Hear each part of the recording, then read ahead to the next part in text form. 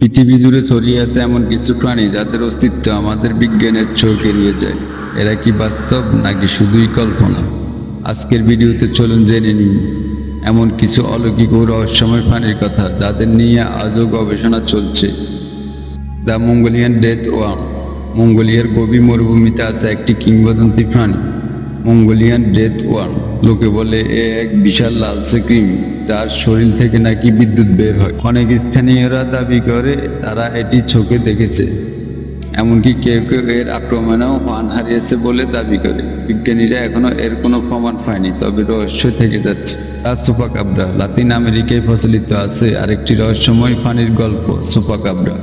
এর নামের মানে হলো ছাগলের রক্ত পানকারী। এই প্রাণীটি ছোট, ভয়ানক এবং ধারালো দাঁতওয়ালা বলে বর্ণনা করা হয়। 1995 সালে প্রথম কেস রিপোর্ট হয়, যেখানে অনেক গবাদি পশু রক্তশূন্য অবস্থায় পাওয়া যায়। আজও কেউ কেউ দাবি করেন তারা চুপাকাব্রার ছায়া দেখেছেন। তা ওকাপি। তবে সব রহস্যই যে মিথ্যা তা নয়। উদাহরণ ওকাপি। জিরাফের আত্মীয় হলো দেখতে অনেকটা ঘোড়া ও জেব্রার মতো। এক সময় পশ্চিমা বিশ্বে একে অলৌকিক প্রাণী বলা হতো। 1901 সালে আফ্রিকার গভীর অরণ্যে এই প্রাণীকে প্রথম নিশ্চিতভাবে দেখা যায়। তাই বিজ্ঞানও মাঝে মাঝে হার মানে কল্পনার কাছে। ক্রাকিন, দ্য সি মনিস্টার। নরওয়ের উপকূলে প্রচলিত আছে এক বিশাল সামুদ্রিক দানব ক্র্যাকেনের গল্প।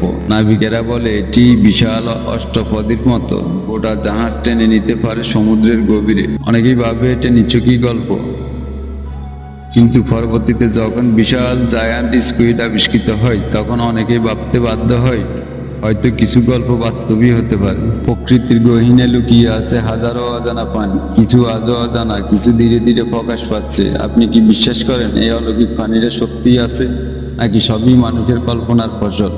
কমেন্টে জানাতে ভুলবেন না। আর এমন সময় ভিডিও পেতে আমাদের চ্যানেলটি সাবস্ক্রাইব করে পাশে থাকুন।